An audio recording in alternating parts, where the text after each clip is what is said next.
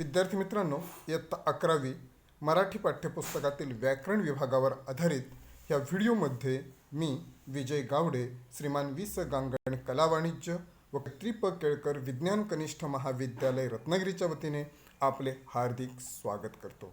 विद्यार्थी मित्रांनो, आपण इयत्ता 11वीच्या मराठी पाठ्यपुस्तकातील व्याकरण अभ्यासत असताना शब्दशक्ती आणि शब्दभेद या दोन घटकांचा अभ्यास केलेला आहे. आजच्या या व्हिडिओमध्ये आपण अजून एका नवीन घटकाचा अभ्यास करणार आहोत. इयत्ता 11वी विषय मराठी व्याकरण विभाग. व्याकरण विभागातील काव्यगुण आपण समजावून घेणार आहोत. चला तर मग साध्या सोप्या उदाहरणांच्या आधारे आपण काव्यगुण समजावून घेऊया. वाक्यरसात्मक काव्यम या संस्कृत वचनाचा अर्थ असा की रसपूर्ण वाक्य म्हणजे काव्य. काव्यात असलेला रस अंतःकरणाला जाऊन भिडतो, त्यामुळे काव्याची शोभा वाढते. त्याचप्रमाणे शब्दशक्ती, अलंकार व रस हे काव्याची शोभा वाढविणारे घटक आहेत. रसपरिपोष असलेल्या काव्यात गुण अंगभूत असतात. अशा गुणांमुळे वाचक मनाला थेट स्पर्श करण्याची क्षमता काव्यामध्ये निर्माण होते. थोडक्यात काव्यामध्ये जे गुण असतात ते गुण आपण काव्यगुण या घटकामध्ये समजावून घेणार आहोत. काव्यगुण प्रामुख्याने काव्यगुण श्लेष, प्रसाद, समता, माधुर्य, सुकुमारता, अर्थव्यक्ती, उदारता, ओज, कांती आणि समाधी असे एकूण 10 काव्यगुण आहेत. त्यापैकी आपण 3 मुख्य काव्यगुणांचा अभ्यास करणार आहोत. प्रमुख काव्यगुण आहेत प्रसाद, माधुर्य आणि ओज. काव्यगुण प्रसाद, माधुर्य आणि ओज या 3च काव्यगुणांचा अभ्यास आपल्याला इयत्ता 11वीला करायचा आहे. पहिल्यांदा आपण प्रसाद या काव्यगुणाची माहिती म्हणजेच उदाहरणं आणि लक्षणं समजावून घेऊया. उदाहरण: ऐल तटावर पैल तटावर हिरवाळी घेऊन, निळा सावळा झरा वाहतो बेटा बेटांतून. बालकवींच्या औदुंबर या कवितेतील या काव्यपंक्ती आहेत. ऐल तटावर पैल तटावर हिरवाळी घेऊन, अलीकडच्या तटावर म्हणजेच किनाऱ्यावरती आणि पलीकडच्या किनाऱ्यावरती हिरवळ घेऊन निळा सावळा म्हणजेच निळे सावळे पाणी झऱ्यामधून वाहते आहे आणि हा झरा बेटा बेटांतून वाहतो आहे. अशा प्रकारचा अर्थ या काव्यपंक्तीतून व्यक्त होतो. दुसरे एक उदाहरण आपण समजावून घेऊया. पडवळा भोपळ्याची आळी ठेविली भाजून या इंदिरा संत यांच्या प्राणसही कवितेतील काव्यपंक्ती आहेत.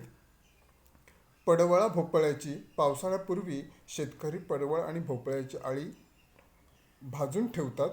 अगदी साधं सोपी अशी ही वाक्यरचना आहे. यावरून आपल्याला प्रसाद या काव्यगुणाची काही लक्षणं समजावून घेता येतील. प्रसाद या काव्यगुणाची वैशिष्ट्य एक म्हणजेच सोपेपणा आणि सुलभता असते. कवितेचा अर्थ वाचल्यानंतर तो आपल्याला झटकन समजतो. सोप्या पद्धतीने तो आपल्याला समजतो. काव्य वाचल्यानंतर किंवा ऐकल्यानंतर सहज अर्थबोध होणे म्हणजेच प्रसाद हा काव्यगुण व्यक्त होणे.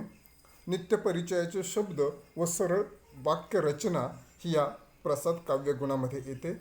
सोपी, सुलभ व चटकन अर्थ समजणारी रचना म्हणजेच प्रासादिक रचना होय. अशा या 4 वैशिष्ट्य किंवा लक्षणांवरून आपल्याला प्रसाद गुण कवितेमध्ये व्यक्त झाला आहे हे सांगता येईल.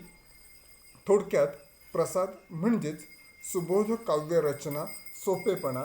ज्या कवितेचा अर्थ आपल्याला झटकन समजेल किंवा वाचताच क्षणी आपल्या लक्षात येईल, तेव्हा आपण ओळखायचं की या कवितेमध्ये प्रसाद हा काव्यगुण आहे. यानंतरचा काव्यगुण आहे माधुर्य. माधुर्य काव्यगुणासाठीची उदाहरणं पहा.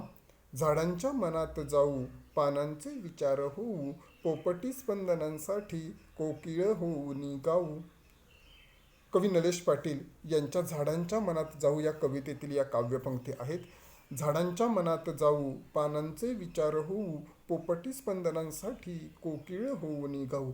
जरी आपण सहज वाचल्या तरी सुद्धा या काव्यपंक्तींना एक चाल लागते आणि ऐकायला बऱ्या वाटतात, मधुर वाटतात, आनंददायी वाटतात.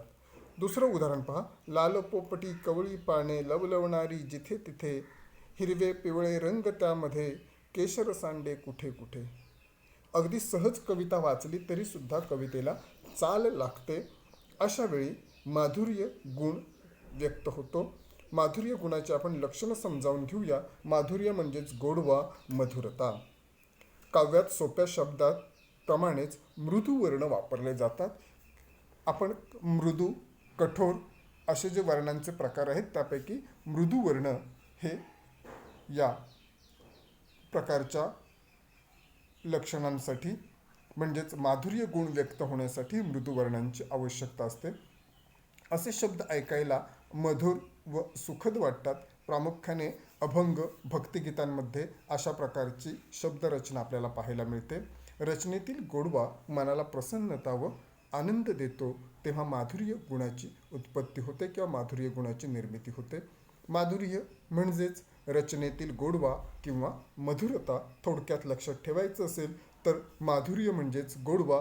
कवितेला चाल लागते आणि ऐकायला बरी वाटते, आनंददायी वाटते, मधुर वाटते, गोड वाटते, तेव्हा माधुर्य या काव्यगुणाची निर्मिती होते. यानंतरचा तिसरा काव्यगुण आपण समजावून घेणार आहोत, तो म्हणजेच ओज. ओज या काव्यगुणाची उदाहरणं आपण समजावून घेऊया. आता उठवू सारे रान, आता पेटवू सारे रान, शेतकऱ्यांच्या राज्यासाठी लावू पणाला प्राण. साने गुरुजींच्या या काव्यपंक्ती ज्या आहेत, या काव्यपंक्ती वाचताना आपल्यामध्ये आवेश, जोश किंवा वीरश्री संचारते. दुसरं उदाहरण पहा. कवी कुसुमाग्रजांच्या आवाहन कवितेतील या काव्यपंक्ती आहेत. खडक काजळी घोटून तुमचे मनगट बाहू घडलेले, कडे कपारी मधील वणवे उरात तुमच्या दडलेले, काबूल कंदहार पथावर डंके तुमचे झडलेले. ही कविता वाचत असताना आपल्या वाचनामध्ये एक प्रकारचा आवेश, जोश किंवा स्फूर्ती येते. त्यावेळी ओज या काव्यगुणाची निर्मिती होते.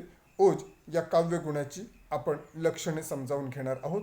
ओज म्हणजेच भाषेतील आवेश, उत्साह किंवा जोमदारपणा. कविता म्हणत असताना साहजिकच आपला आवाज वाढतो. या गुणाने अंतःकरणातील जोश, उत्साह आणि वीरश्री, आपल्यामध्ये वीरश्री, काहीतरी करून दाखवण्याची अशी वीरश्री संचारते. वीर व रौद्र रसांना परिपुष्ट करणारा असा हा काव्यगुण आहे. आपल्यामध्ये वीरश्री निर्माण करणारा असा हा काव्यगुण आहे. काव्यामध्ये कठोर वर्ण, जोडाक्षर, दीर्घ सामासिक शब्दांचा वापर होतो. अशा प्रकारची जी रचना असते ती रचना ओळखायची कशी, तर ओज म्हणजेच आवेश किंवा उत्साह असेल तेव्हा, किंवा वाचताना उत्साह किंवा आवेश निर्माण होईल तेव्हा ओज या काव्यगुणातली रचना आहे असे आपण समजावे. अशा प्रकारे आज आपण प्रसाद, माधुर्य आणि ओज अशा 3 काव्यगुणांची लक्षणं, उदाहरणं आणि लक्षणं समजावून घेतली आहेत. यावर आधारित काही स्वाध्याय कृती पूर्ण करा. सुबोध काव्यरचना, काव्यरचनेतील गोडवा असतो आणि स्फूर्तिदायक काव्यरचना म्हणजे काय, याचबरोबर काही काव्यपंक्तींमधील किंवा आपल्या पाठ्यपुस्तकातील काव्यपंक्तींमधील आपल्याला काव्यगुण ओळखता येतील. अशा प्रकारे आज आपण काव्यगुण आणि या काव्यगुणांचे 3 प्रकार समजावून घेतले आहेत. पुढील व्हिडिओमध्ये आपण वाक्य रूपांतर आणि रीतिकाळ समजावून घेणार आहोत. धन्यवाद.